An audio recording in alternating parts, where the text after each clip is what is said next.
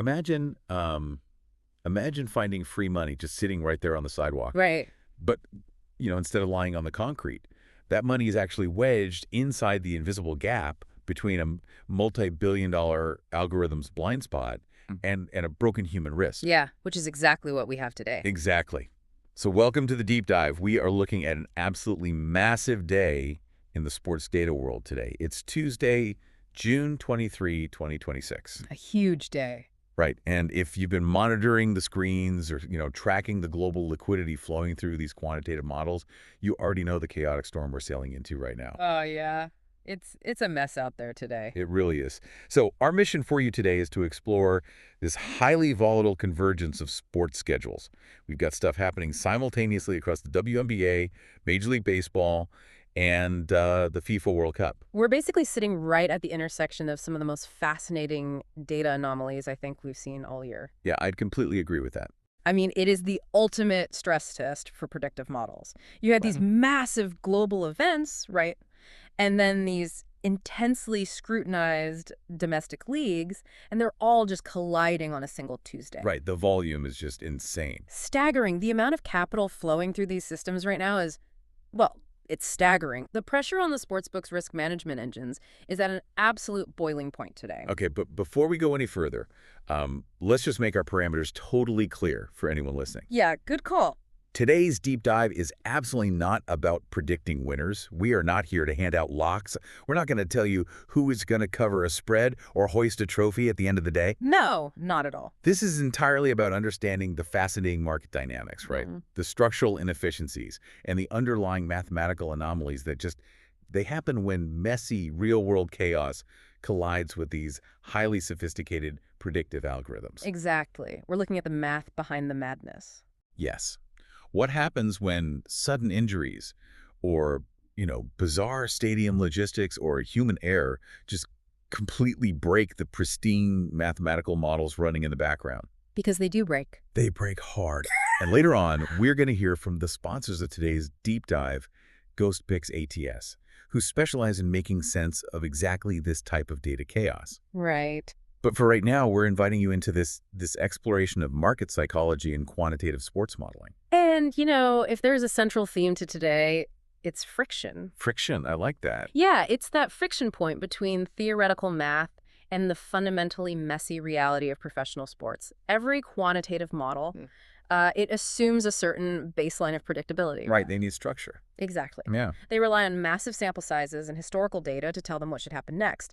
But on a day like today, June 23, that baseline is just completely shattered across multiple sports. Complete. And when the baseline shatters, well, the market inevitably fragments. And that latency window, right, that exact moment of fragmentation is almost always caused by unexpected human injury. Without fail.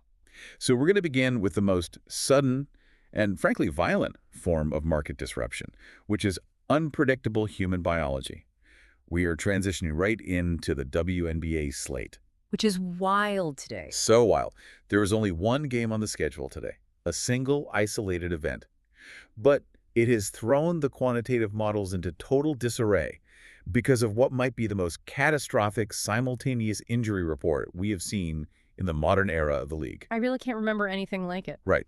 We're looking at the New York Liberty heading to Paradise to take on the Las Vegas Aces at the Michelob Ultiare Arena. And normally, a single game slate means the sports books have their absolute sharpest lines posted. Right, because there's nothing else to look at. Exactly.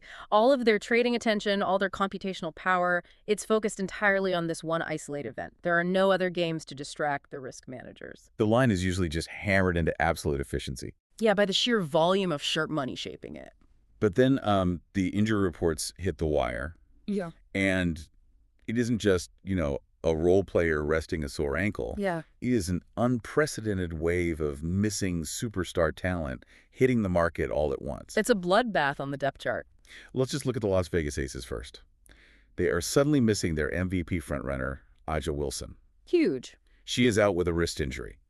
Just to give you an idea of her statistical dominance and importance to the pricing models, she was sitting as a -270 MVP favorite before this morning. The market basically viewed her as an unstoppable foundational force. But she's out. She's out. Furthermore, their starting point guard, Chelsea Gray, is out with a leg injury, and it doesn't even stop with the superstars. No, the depth is completely wiped out. Totally gone. Yeah. Cheyenne Parker-Tyus is out. Kennedy Carter is out. Dana Evans, leg injury, out. Janai Barker, leg injury, out. You aren't just losing Aja Wilson. The Aces' entire starting backcourt and bench depth, like 4 additional key rotational players, just wiped out simultaneously. You're talking about the entire structural foundation of a championship caliber team just being erased from the depth chart in a matter of hours. Boof, gone. Right. And think about how an algorithm builds a price for a basketball team. It relies heavily on individual player efficiency ratings, usage rates, rebounding percentages, defensive metrics. All those granular stats. Yeah, it creates a composite score of the 5 players on the floor. When you remove a -270 MVP favorite, you aren't just subtracting her 20-plus points a game. No, you're changing the geometry of the court. Exactly. You're completely altering the spatial dynamics of the offense. You're changing the defensive rebounding percentage of the entire unit. Every historical data point the algorithms rely on to price the Aces is suddenly completely obsolete. The algorithm has virtually zero historical data for this specific catastrophic combination of missing usage. None. And, I mean, the absolute absurdity of this situation is that it isn't just Vegas suffering.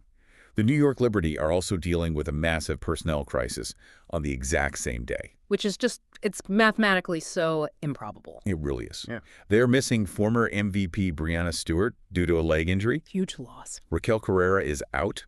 Their highly impactful starting guard, Betnija Laney-Hamilton, is dealing with a knee issue and is listed as day-to-day, which means, her minutes are completely unpredictable, even if she does dress. Right. Anelli Maley and Maureen Falfo are also day-to-day. It is a total war of attrition before the ball is even tipped. And this specific scenario, this historic double scratch of both Breanna Stewart and Arisha Wilson on the same floor, Yeah. it triggers what is known in quantitative circles as severe market fragmentation. Market fragmentation. Okay, unpack that. So when news of this magnitude breaks, it hits the massive infrastructure of the sports books at varying speeds. The operators have to adjust their lines, but they don't all process the raw data, rerun their simulations, and post the new numbers simultaneously. Some are faster, some are slower. Exactly. Some are much faster, some are intentionally slower. Some books are highly aggressive in their automated adjustments. Others are far more conservative, choosing to wait and see where the sharp money flows before moving their numbers to their true resting place. Okay, wait. I'm struggling to buy that, a multi-billion-dollar operation gets caught flat-footed like that. Oh, they do. You're telling me FanDuel and BetMGM, companies with practically infinite resources, are getting beaten to the punch by a basic injury report. Are their systems genuinely that slow?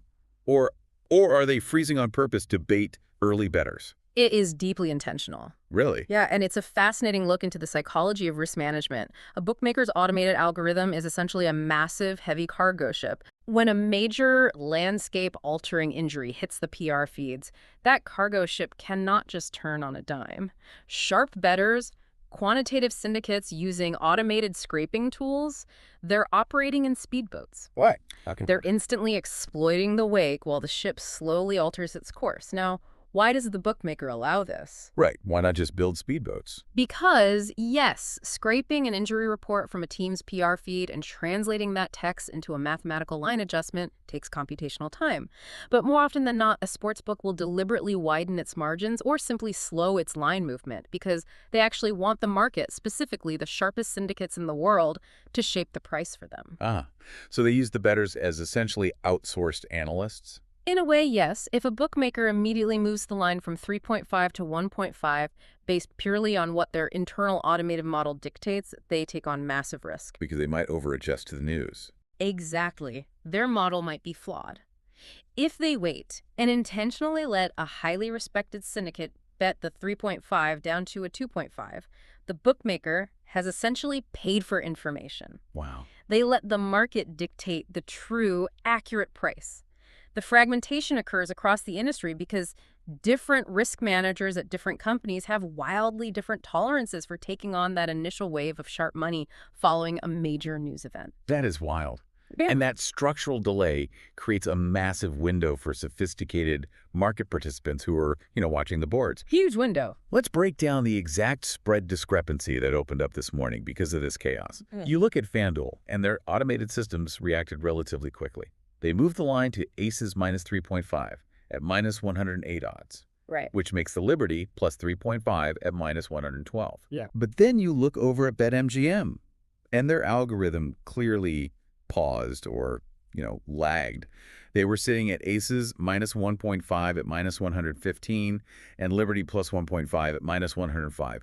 We have a full 2-point gap in a professional basketball game. Which is, in the world of quantitative sports trading, finding a 2-point gap between major, highly liquid sports books is the holy grail. The holy grail. It creates a structural inefficiency called a middle, or an arbitrage window. It is the absolute core of mathematically profitable sports trading. Okay, let's explain the mechanics of a middle for you listening, because it is a foundational concept if you really want to understand how quantitative analysts view the market. Oh, absolutely. How does this 2-point gap allow someone to potentially win on both sides without actually taking a definitive emotional side on who wins the basketball game? It's brilliant in its mathematical simplicity. The goal is to eliminate the concept of picking a winner entirely. Because you have FanDuel offering the New York Liberty at plus 3.5 and BetMGM offering the Las Vegas Aces at minus 1.5, Right. a sharp bettor can simply place a wager on the Liberty on FanDuel and a simultaneous wager on the Aces on BetMGM. Now, let's walk through the potential outcomes. Let's say the final score results in the Las Vegas Aces winning the game by exactly 2 points, or exactly 3 points. Okay, so if the Aces win by 2 points, they successfully cover the minus 1.5 spread you hold on BetMGM. Yes. And crucially, because they only won by 2 points, the New York Liberty successfully covered the plus 3.5 spread you hold on FanDuel. Wow. You win both bets simultaneously. Exactly. You have successfully middled the sports books. You captured the exact arbitrage window created by their algorithmic disagreement. That's incredible. Now, obviously, the game won't always land exactly on a 2 or 3 point differential. If the game lands completely outside of that tight window, say the Aces end up winning in a blowout by 10 points, or the Liberty win the game outright, you simply win one bet and lose the other. Right. In that scenario, you only sacrifice the small vigorish, which is a baseline fee the sportsbook charges to take the bet. Risking that tiny mathematical fee is a calculated and minimal investment compared to the massive payout of hitting the middle and doubling your return. So you are purely exploiting the disagreement between the algorithms, stripping all the emotion and fandom right out of the equation. Exactly. And the disagreement isn't just happening on the point spread. Look at the game total, the over-under.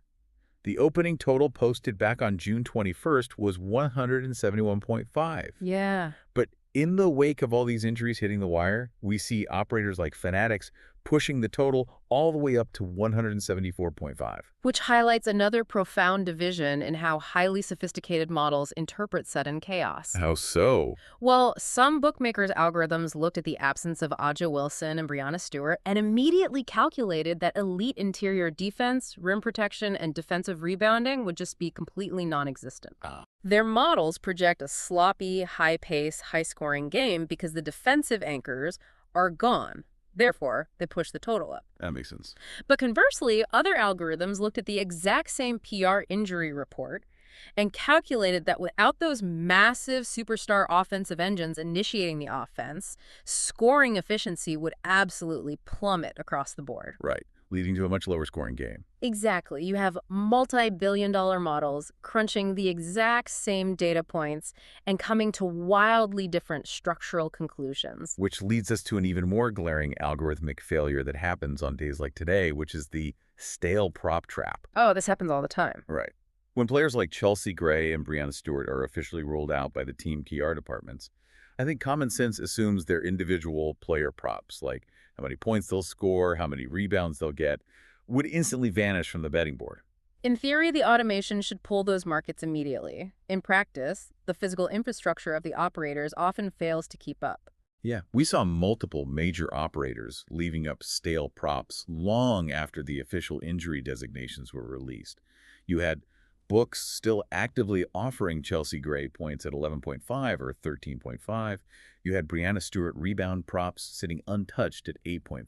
It's wild. Now, obviously, anyone trying to bet those is just wasting time because those tickets will ultimately be voided once the game tips off and the players register 0 minutes of floor time. Right. You can't actually win that money. No, but the fact that they remained active and available for wagering on the screen represents a significant lag in the bookmaking operations.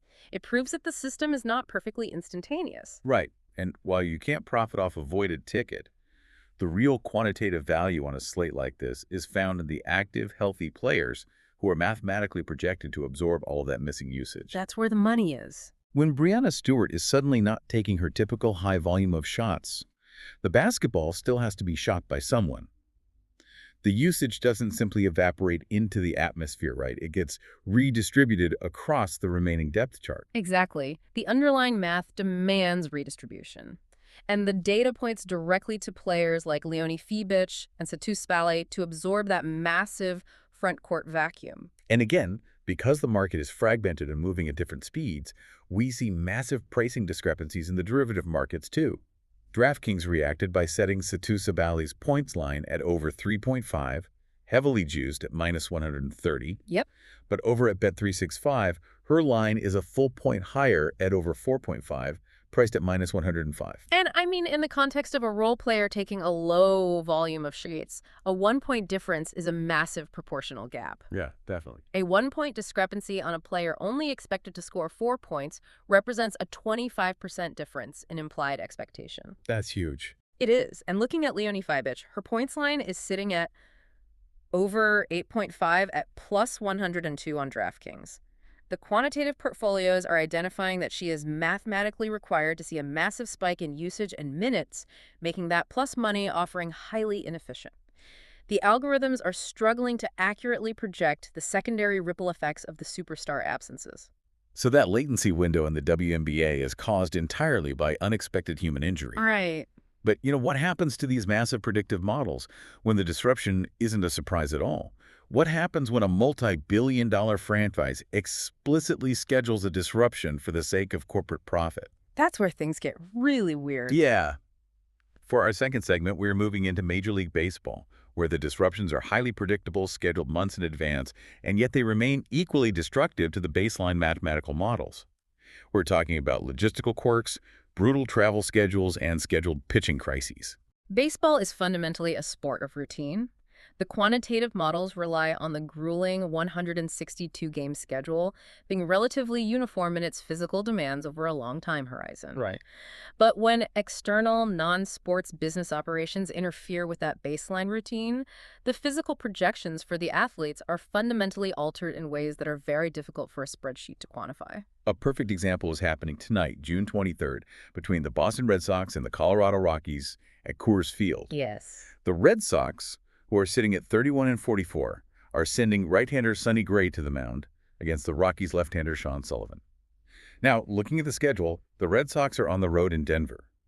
But the underlying reason why they are on this specific road trip right now is entirely corporate. This is where stadium real estate monetization directly impacts athletic performance on the field. It's wild. Fenway Park in Boston is currently hosting the New Car Fenway concert series. Specifically tonight, the stadium infrastructure has been taken over by the electronic dance music acts Rufus Du Sol and Marabou State. It is such a wild collision of worlds. Like, the franchise owners want to maximize the revenue of their real estate asset, so they book a massive EDM concert right in the middle of June. Right. But to accommodate the stage construction and the crowds, they have to physically displace the baseball team.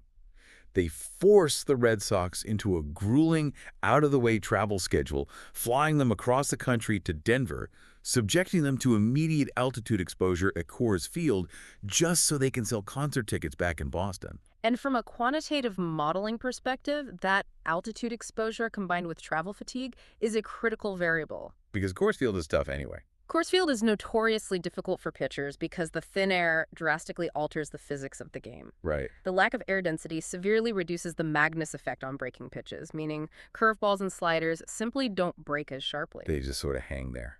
Exactly. Furthermore, the thin air increases the carry distance of fly balls by a significant margin. When you combine the physical fatigue of a cross-country flight, a flight necessitated purely by a stadium concert, with the immediate physiological shock of pitching at a mile high, The baseline projections for a starter like Sonny Gray have to be aggressively downgraded. And on the other side of the diamond, you have Sean Sullivan pitching for the Rockies, carrying a highly inflated 10.29 ERA. Yeah. The models have to account for the fact that the Red Sox hitters might be physically depleted from travel, but they are simultaneously stepping into the most hitter-friendly atmospheric environment in baseball against a wildly struggling pitcher. It creates a tremendous amount of volatility. Mathematical models love stability and large sample sizes. A physically fatigued team playing in extreme atmospheric conditions introduces a level of variance that traditional algorithms struggle to price perfectly. They struggle simply because the sample size of these specific intersecting logistical events, a team forced into sudden altitude due to a home stadium concert, is relatively small. It feels like the algorithms understand the basic inputs. Like, they know the game is in Denver, Right. but they fail to grasp the compounding human toll. Does the market actually accurately price in things like an EDM concert, forcing a baseball team to slide to Denver? Or is a non-sports business operation like this a true blind spot for odds makers? The sharpest models definitely scrape stadium availability data, and they factor in travel miles and rest days. They absolutely know the Red Sox are in Denver and that they traveled to get there. Okay. But what they often struggle to quantify accurately is the compounding nonlinear effect of that fatigue combined with altitude. Nonlinear, right. A basic model might deduct a certain flat percentage of effectiveness for travel and another flat percentage for altitude. But human physiology doesn't always degrade linearly. Sometimes that combination causes an exponential rather than linear drop in physical performance. Interesting. And that is where the automated odds makers' algorithms can be slow to adapt compared to a sharp bettor who understands the deep physiological impact of the schedule. That compounding effect makes total sense. Now let's look at another game on this 15-game MLB slate, where the disruption isn't travel, but a completely decimated pitching staff. Yes. The Los Angeles Dodgers are in Minneapolis to face the Minnesota Twins. This is a matchup where the underlying quantitative data is practically screaming at us. Screaming.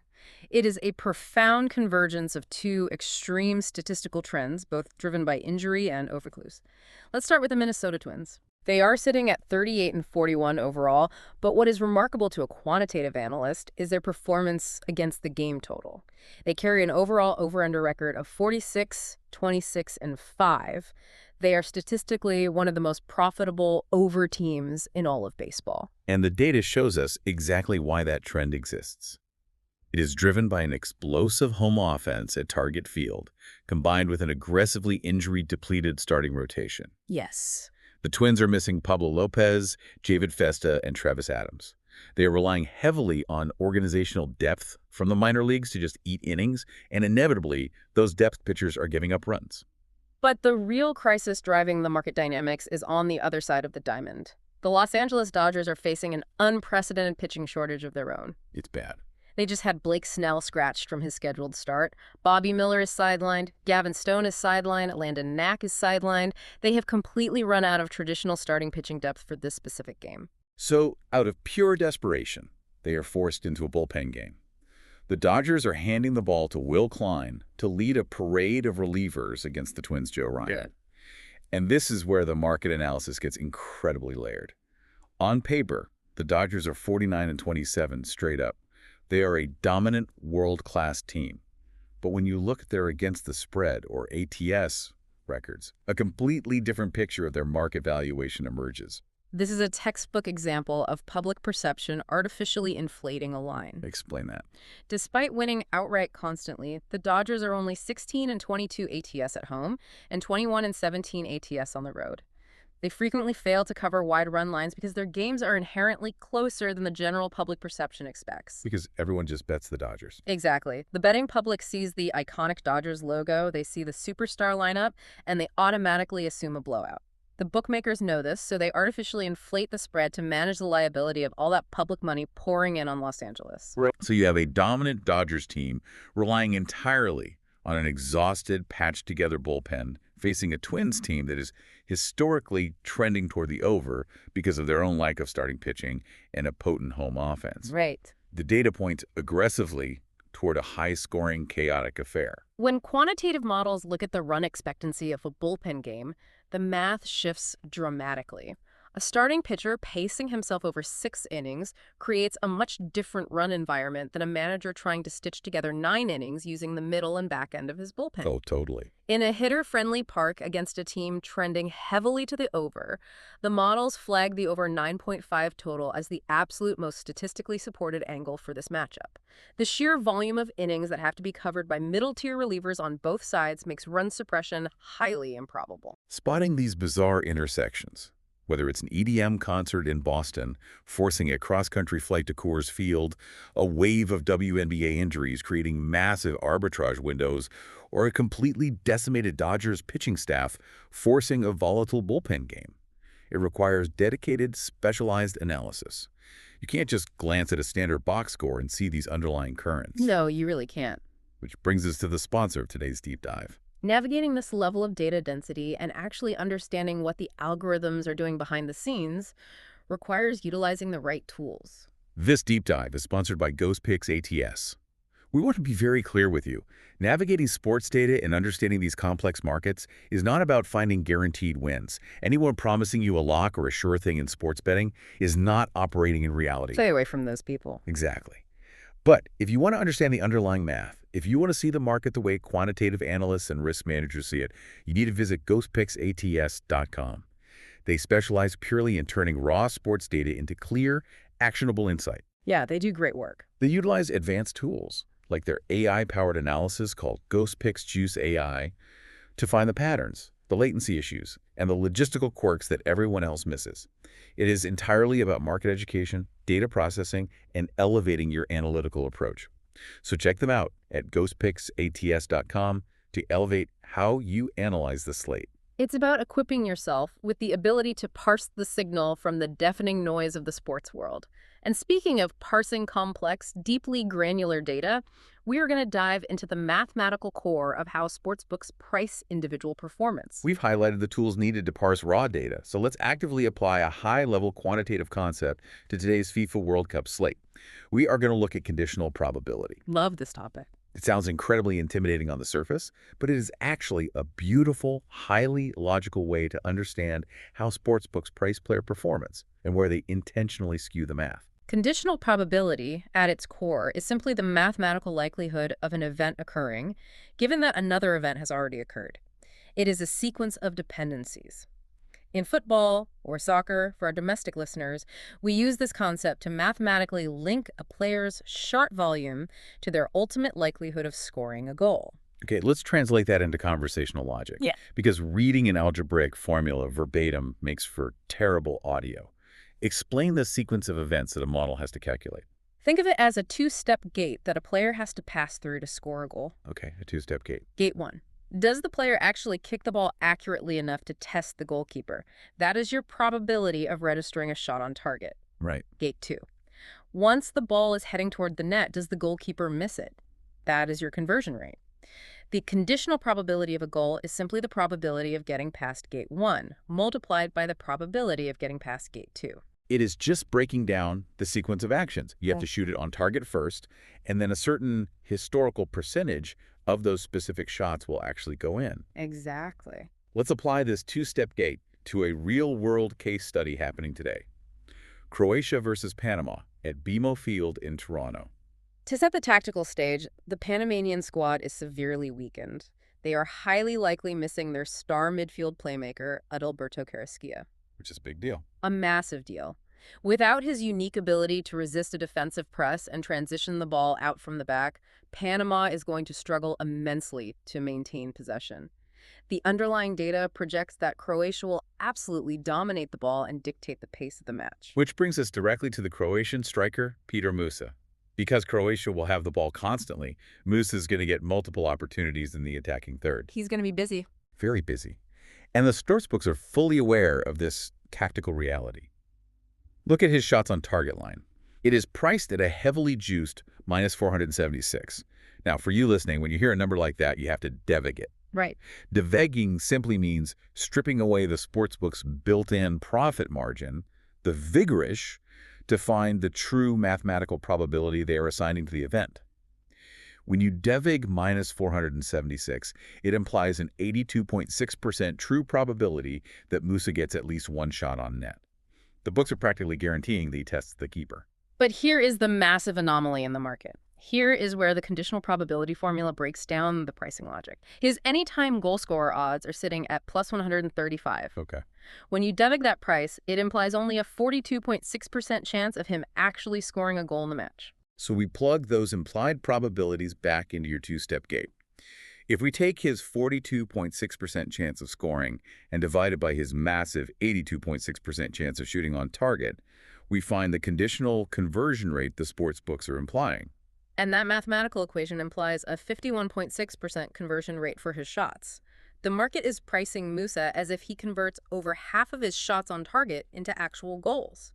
But looking at historical data, that implies a fundamentally flawed conversion rate. Non-penalty taking central forwards operating in low-scoring international tournaments historically only convert shots on target at a rate of 28 to 35%. Exactly. The math definitively proves that while Musa's shot volume is highly secure, the data insists he will shoot the ball past gate 1. The goal scorer market is severely mispriced based on historical conversion rates at gate 2. Right, the conversion rate is inflated. Yes. The massive gap between his likelihood of testing the goalkeeper and his likelihood of scoring suggests the sportsbooks are either wildly overpricing his scoring ability or heavily underpricing his shot volume. Given Panama's weak defensive structure, the quantitative conclusion is that his shot volume is highly secure, making volume-based props much more statistically sound than banking on him to score at an artificially inflated conversion rate. And the structural edge isn't just isolated to Musa. We see secondary market anomalies scattered all throughout this same match. You look at Ante Budimir, his anytime goal price is plus 138. Yep. Igor Matanovic has a shot on target line of minus 385, but a goal price of plus 140. And then there is Andrej Kramaric sitting at plus 155. Kramaric is a fascinating study in market perception because his international tournament pedigree is immense, yet his implied probability to score based on that price is only 39%. The books are offering him at a seemingly generous price because their algorithms anticipate he might play a slightly reduced starting role in this specific match, but his historical movement in the penalty box makes him a persistent threat whenever he is on the pitch. We also see a massive, glaring mispricing in the Argentina versus Algeria match today. Look at Algeria's Riyad Mahrez. Oh, this one is wild. The bookmakers have priced him to score a goal anytime at minus 277. They firmly, aggressively expect him to be deeply involved in the final third of the offense. But they have heavily underestimated his traditional role as a facilitator. His assist prop is sitting way out at plus 190. Makes no sense. They mathematically expect him to be around the goal constantly, but somehow assume he won't pass the ball to a teammate. Yeah. It's a massive mismatch in the pricing logic. It is a complete failure of the algorithm to correlate the volume of offensive involvement with the diverse outcomes of that involvement. And you see it again with the Algerian striker, Ahmed Nadir Ben Bouali. He is plus 138 to score, but his shot on target market is minus 500. The market aggressively expects him to shoot the ball, but offers relatively great mathematical value on him actually converting that shot into a goal. I am looking at all this data, and a massive question jumps out. If the math so clearly shows a player like Musa is definitely going to shoot, but probably won't score based on a historically accurate conversion rate, why do the books continue to price it this way? Well, are their models just broken, or do they intentionally skew the math because they know the betting public just blindly loves rooting for goals instead of granular stats like shots on target? yeah. Are they inflating the goal price purely to attract public money? You have hit the absolute nail on the head regarding the reality of the industry. Really? Yeah. Sportsbooks are not purely predictive mathematical models striving for absolute truth. They are, first and foremost, risk management engines. The public overwhelmingly bets on positive, exciting events. It is human nature. People want to see goals. Exactly. They bet on overs, they bet on high scores, they bet on star players to score goals. If a risk manager knows the public will aggressively bet on Piotr Musa to score, regardless of what the underlying conditional probability says, they will adjust the price to manage their own financial liability. This creates a massive mathematical inefficiency for the quantitative trader to exploit. The sports books are balancing their ledgers on the back of public sentiment, leaving the true mathematical probabilities skewed in the derivative markets. It is brilliant, And it perfectly highlights why understanding the math gives you such a distinct advantage. You aren't really analyzing the team, you're analyzing the public's perception of the team and how the risk manager is reacting to that perception. Exactly. We just spent a lot of time looking at highly granular individual player data. Now let's pull back and look at the macro picture. We are going to look at macro-level trends. Specifically, we want to examine a manager's tactical adjustment in the World Cup and a massive stadium-wide anomaly in MLB. Let's do it. Let's start in Foxborough at Gillette Stadium. England is playing Ghana. The baseline setup here is that England is a massive favorite, currently priced at -500 on the traditional money line. Which is expected. Right. We heavily expect them to deploy a 4-2-3-1 formation under their manager, Thomas Tuchel. You have world-class talent like Harry Kane, Jude Bellingham, and Bukayo Saka leading the attacking lines. A powerhouse. Yeah.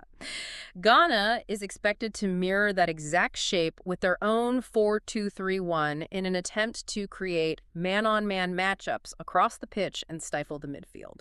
But the real story here, the narrative driving the market, surrounds England's defense.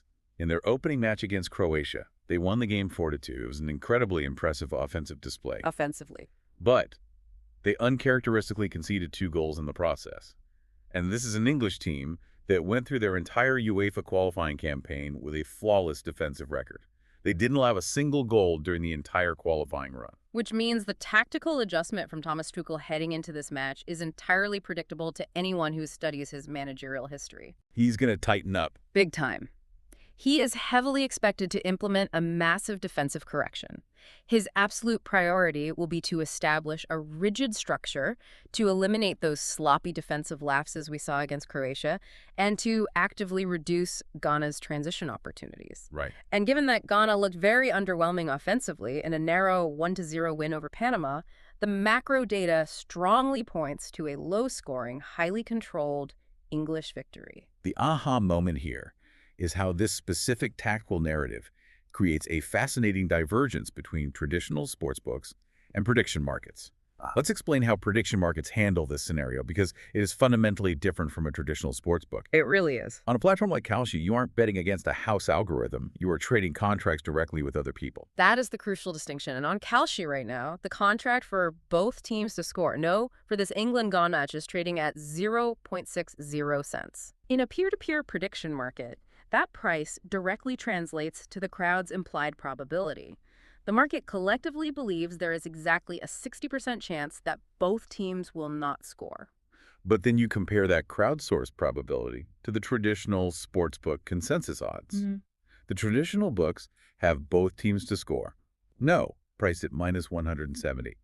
When you divvig that number to remove the sportsbook's profit margin, it implies a 63% true probability. And right there is your structural edge. You have a 3.0% absolute mathematical difference between what the forward-looking peer-to-peer prediction market believes and what the backward-looking traditional sportsbook models are projecting. 3%? That's a lot in this world. For a high-volume quantitative trader, a 3% edge on a highly liquid contract is a massive, highly sought-after advantage. Because the narrative insists Tuchel is going to lock down the defense, a controlled, low-scoring English win is the most likely outcome. This also makes the England -1.5 spread at -149 a much more statistically sound approach than betting the over 2.5 game total. What I find so interesting is why that gap exists. If everyone who watches soccer knows a world-class manager like Thomas Tuchel is going to aggressively lock down the defense after a sloppy win, and prediction markets adjust dynamically to that exact forward-looking narrative, how is there still a 3% mathematical edge lift on Kalshi? It's the nature of the systems. Are traditional sportsbooks just inherently slower to react to tactical narratives because their algorithms are anchored to historical data rather than forward-looking human strategy? Yes. Traditional automated models are heavily, almost exclusively weighted toward what has already happened in the database. The algorithm sees that England just played a wildly chaotic game with 6 total goals. Right. It takes a significant amount of manual intervention by a human risk manager to override the weight of that algorithm and say, wait, Tuchel is furious, he's going to change his tactics, disregard the last data point. Oh, I see. Prediction markets, however, are driven by human traders who instantly price in forward-looking narratives, press conference quotes, and tactical assumptions. The 3% edge exists purely because the traditional book is still being mathematically dragged down by the historical data of the Croatia match, while the prediction market has already moved on to the anticipated reality of the Ghana match. That is the stark difference between human intuition and algorithmic rigidity. It is fascinating to watch it play out in the numbers. It really is. Real quick, before we wrap up today's analysis, I want to briefly pivot back to Major League Baseball to highlight one more macro trend that the data is zeroing in on. We mentioned the Washington Nationals earlier. They are hosting the Philadelphia Phillies. Yes, the quantitative portfolios are targeting this specific matchup heavily today because of a deeply entrenched macro-level stadium trend that is clashing with micro-level injury data. Right. The Nationals have an incredible home-over trend this season, sitting at 26, 10, and 2 for the over-under in their home ballpark. 26 and 10 to the over at home. That is an extreme outlier. It's massive. That is not a statistical fluke. That is a structural reality of how the atmospheric conditions, the stadium dimensions, and the specific roster construction are playing out in that park this season. And when you combine that macro stadium trend with the micro fact that the Phillies are currently dealing with multiple starting rotation injuries, the data screams that the over is the mathematically correct position to hold. It is entirely about layering the data sets. You take a macro trend, the historically validated stadium run expectancy, and you layer it directly with the micro data, the sudden specific injuries to the opposing pitching staff. When both the macro and the micro point aggressively in the same direction, you have a highly statistically validated angle to explore. Which perfectly summarizes exactly what we've been doing today. We have taken a deep dive through an incredibly complex, highly volatile day of sports data.